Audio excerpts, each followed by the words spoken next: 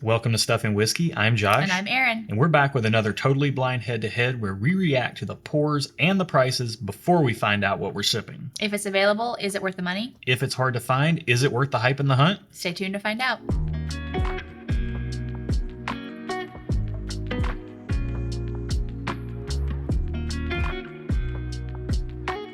Welcome to the channel, bringing a real-world perspective to the real-world whiskey consumer. We are not professional whiskey tasters. We're normal people, just like you probably.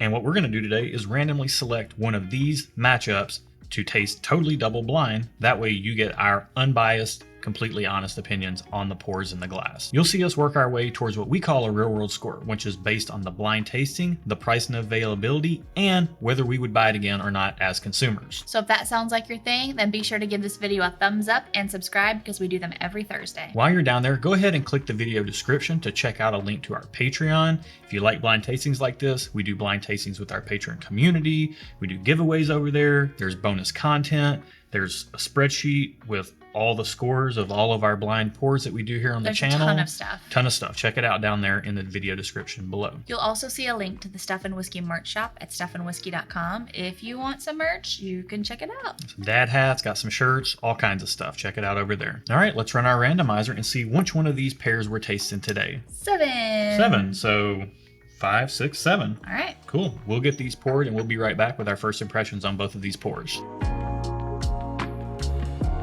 All right, let's get into our first impressions on glass one. Cheers. Cheers. Oh, very sweet. Sweet with a slight hint of chlorine water. I got like some pool, pool water. It makes me mad because I was laughing at first and then it hit me, and you're dead right. It's there. It's like a little chlorine That pool almost water. makes me mad, man, because I smelled it and I was like, "Ooh, this is really sweet." And it's exactly that. It's like you walked into an indoor pool. Yeah. In the chlorine. It just like hits you. You're like, "Oh, I'm in a pool." Yeah, it's really sweet. It's got some oakiness to it. Let's get into the palate. Okay. I'm very curious about this one. Oh, there's a little like artificial fruitiness I got. Like a fruit candy. What kind? Pink runts. I've gotten that before, and I'm trying to remember what I've gotten that before on. I see you. So we were downtown and we went to that candy store. Downtown Nashville. You got those big balls of sugary colored sugar sweetness or whatever. Yeah. And I was like, oh, those look cool. Like a big ball of sugar. Who wouldn't want that? And I popped it in my mouth and I was so let down because the sweetness was just muted. Mm-hmm. It was kind of like watered down. And that's what this is. It's not bad, but it's like a watered down artificial sugary sweetness to me. Very interesting. One more sip. Yeah. It tastes like artificial sweetness, artificial fruit, or it's like pink runt. But then I'm also remembering I had a strawberry shortcake doll when I was a kid it was like a hard figurine and you could smell her hat and it smelled like strawberries. Yeah. But it was like artificial strawberry. And that's what came to my mind when I drank this. Okay. I can see you there. I'm getting kind of like that general artificial fruity sweetness, kind of like an artificial strawberry. I'm getting more oak on the second sip. I'm definitely getting some oak on the second sip, and it's a nice sweet oak. It's a pretty soft pour. You know, I said watered down. I don't mean to imply that there's not flavor here, because there is some flavor here. Yeah. It's a good pour. Like, I enjoy it. I would put this kind of in the easy sipper category. Not something I'd reach for super often, but there's a little kick there. I think it might be higher proof than you think. Okay, maybe. Let's get into glass 2 and see what we're working with. I'm getting like a new rubber smell. Chlorine and new rubber. Yeah. You're in rare form today. Like the bottom of a shoe. Not the sole part, but what's the part that goes around the middle, the outside? The midsole. The midsole? Yeah, that's what it's called. It's like the piece of rubber that goes around the outside? Yeah, that's what it's called, okay. The midsole. I'm getting midsole. You're second guessing me on no, what parts I just of wanted the to shoe make sure I was describing the section that I was talking about. I'm the shoe hoarder of the two of us. Yeah. I have more footwear than I get a scent of midsole here. To me, I'm just getting like really classic bourbon sweetness, your caramel, your vanilla, your oak. It's all in nice balance, and it's all fairly faint and just across the board. Nothing's really jumping out. It's pretty balanced. Let's get into the palate. Okay. This is also pretty faint. Yeah, I'd put this in the easy sipper category as well. Maybe all that stuff I said on the nose carries across. Little caramel vanilla oak, little darker than glass 1. Glass 1 is a little bit more fruit and oak. Glass 2 has a little bit more of that vanilla and caramel in it. It was almost like glass 1 is operating right here, and glass 2 is kind of covering the whole spectrum. Okay. Whereas glass 1's a little higher on the sweetness and oak, whereas glass 2 is more just across. I get vanilla. This might be a terrible analogy. Yeah, but I don't understand what you're saying, but I just nod. hopefully you do. If you don't, stay tuned. We're going to spend some more time with these. We're going to see what we really think after actually giving them a proper assessment, not talking to a camera, and we'll be right back with those first impressions. Nope. We'll be right back with those full thoughts after this, because you just watched the first impressions. After spending some time with both these pours, what do you think? Let's start with glass 1, obviously. So for me, glass 1 gets just okay on the nose. It gets just okay on the flavor. The artificial strawberry, I'm guessing, note was just not cool. Didn't love it. And then it gets just okay on overall experience. Feeling tough today. I am feeling tough. We filmed one other video today, and I also scored things pretty low, and I ain't suffering no fools, you know? Right, that's fair. For me, glass 1 gets a thumbs up on the nose, thumbs up on flavor, just okay on the experience. We'll get into that in a minute. Right now, we got to get our ratings for glass 2 out of the way first. Where you at on glass 2? So overall, it gets thumbs up on nose, thumbs up on flavor, thumbs up on experience. Wow. I didn't have many notes about it other than I liked it better than the first one. Fair. So for me, thumbs up on nose on glass 2, thumbs up on flavor, just okay on experience. Keen eyes will know that I scored both of these glasses exactly the same. Oh. Seems like you have a vast preference towards glass 2. 2. I also prefer glass 2 slightly. Okay. I put both these in the easy sipper category, and when you're dealing with easy sippers, there's just we'll get into it, but the artificial fruity sweetness in glass 1 is kind of yeah. And then with glass 2, it's a little bit more well-rounded, and I feel like I enjoyed it more. It's something I could go back to more often, whatever it is. So for me, glass 1, I said on the nose, artificial fruit sweetness and faint oak. And I actually had you go get this, but these little candy things, these are what they are. About. These little spheres. And it tasted like a red one, but I feel like these probably all taste the same. I didn't have any red ones left. But I put one of those in my mouth leaving the candy store, and I didn't even make it a city block before I took it out and threw it in a trash can. Yeah. Like, it's not bad, but it's just, yeah. It's just not, it's not my thing. It was fine. Like, I would reach for it in a certain situation. Like, it's hot outside. I want something that's easy to sip, that's generally sweet. I'm going to go towards either one of these. And then experience, my notes for both of these were exactly the same. Yeah. I said they were thinner than I prefer, but they were both still good. Yeah. The reason I preferred glass 2 is because I think glass 2 was more balanced. It had a more balanced bourbon experience. It was a little bit more of like a caramel chew, candy corn, and a faint oak versus that artificial fruity sweetness in glass 1. Yeah. And I just prefer that little bit of darker profile. This is a very interesting head-to-head. I can't wait to find out what they are. Let's get into that right now. All right, let's find out how much these cost first, and then what we've been sipping. How much do you hope these cost? I don't know. I don't know. These are like $30 pours for me. Sure. Like easy sipper territory. I don't play that game. I don't play that game. I hope they're $30 pours. So glass 1 is number 29, glass 2 is number 30, and we both preferred glass 2, 30. So let's find out the price on number 29. Your face is saying a lot, and I don't know how to interpret it. Okay, so number 29 is $50. Really? 30 is $80. What in the world? Okay, hit the button. What are these? Number 29, our least preferred. Blade and Bow, 91 proof, and Blanton's. Now let the record show that in other blind head-to-heads, I have also picked Blanton's as like the one I like better. Josh has not. Josh is, when he knows he's drinking Blanton's, Josh is an anti-Blanton's person. However, I would 80. This is why. So wait, glass 1's Blade and Bow? 29, right? Yeah. Blade and Bow. And glass 2 is Blanton's? Okay. Blanton's, This is wild because I honestly, this came across like more of a Buffalo Trace profile than Blanton's did for me. I don't even know what that means, but okay. Just that that artificial fruity sweetness. That's that's a Buffalo Trace calling card. Oh, is it? Wow, very interesting. So again, these scored kind of the same for me on the tasting portion, and for you, you had a slight preference towards Blanton's, or not slight. I had a preference towards Blanton's, yeah, but at the same time, $80 for a 93 proof. So real quick, I want to take a sip of these now that I know what they are, and see that what I goes against think. the rules of blind head-to-heads. No, hey, we're done with the tasting portion. Okay. Sipping. Yeah, I stand by it. I stand by what I said.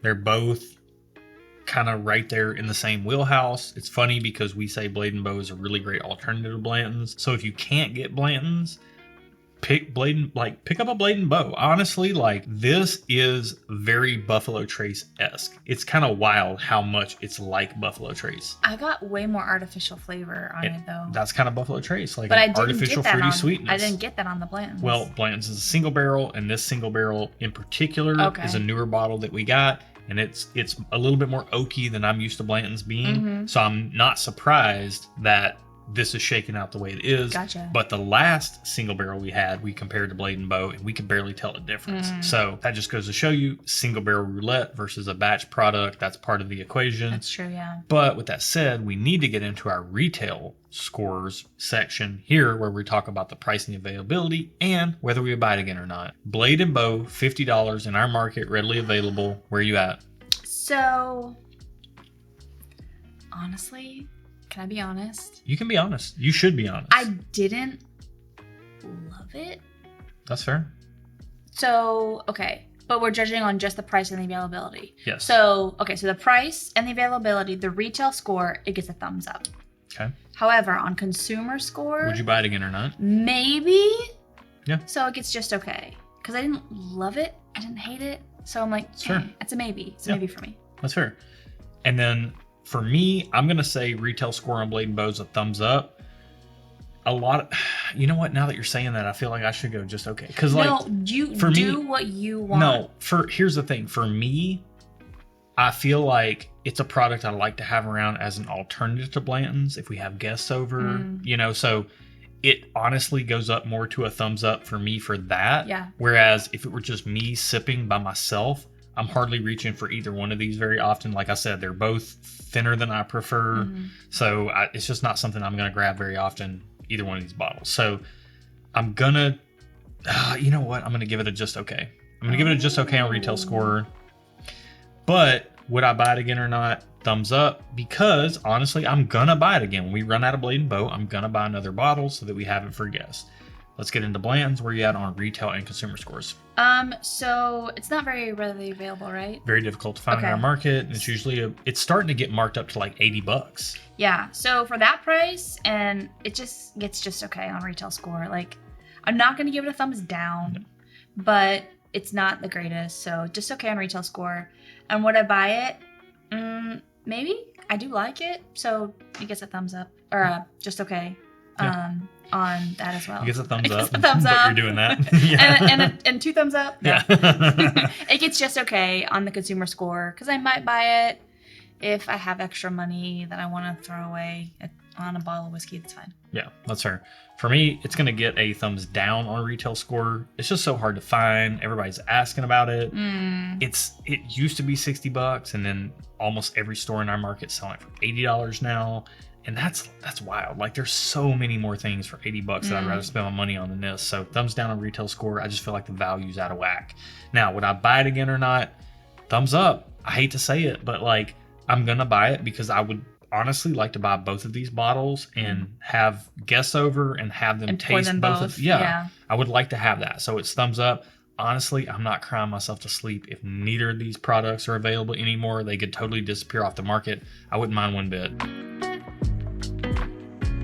We get our real world scores by adding up the thumbs you see on the screen. There are 10 possible points available, but this ain't Buffalo Trace or Blade and Bow's 10-point scoring system. Nope, it's more like a bell curve. You know how those things work. There's curves involved, and bells involved, and numbers involved, and medians, and and means and stuff like that. All kinds of mathematician stuff that we're not technically able to speak to on this channel. Nonetheless, most things fall in that 4 to 6 point clump in the middle when we're tasting Totally Blind. We're looking for the outliers. So do we have a couple of outliers on our hands or not? Let's find out. Let's get into Blade and Bow, glass number 1. Where are you at? So for me, Blade and Bow gets a 2.5 out of 10. Yowza. Which, it could be the night, honestly. Like I said, I ain't suffering no fools tonight. Just didn't hit you right. It's just, didn't hit me the right way, and it gets a 2.5. That's fine. It didn't tickle your fancy. That's fine. Nope. For me, it gets a 4 out of 10. You know, I feel like that's a pretty accurate score. It's kind of on the bottom end of that bell curve. It's neither of these are really to my personal preferences, so it's pretty accurate. Let's get into Blanton's, glass number 2. Where are you at? Real world score. So for me, Blanton's gets a 4 out of 10, which is in that midpoint range. Which you would think the lower retail and consumer score would have hurt it, but I do like it. Like, I do enjoy it. So the tasting scores bumped it up. Yeah. For me, it gets a 3.5 out of 10. I had a little reaction because I thought we scored it the same, which is so rare. No. But for me, the availability and the price creeping up in our market really does hurt it. At $60, it might have scored a 4.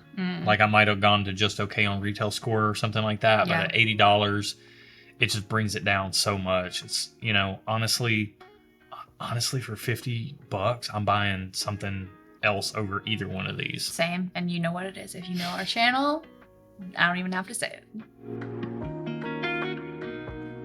Like I said pretty early on, I think both of these are for somebody who likes an easy sipper, who likes things that are generally sweet.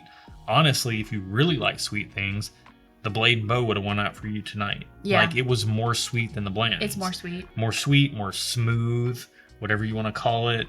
But they're both pretty good. To me, I kind of rank them in that easy sipper or summertime sipper category, which means the proof is low, the sweetness is high. I don't mind enjoying it on a hot summer day, but I'm just not reaching for either of these when I typically like to sit down and enjoy a pour. With that said, if you find Blanton's for $70 or $80, are you out of line for paying that much?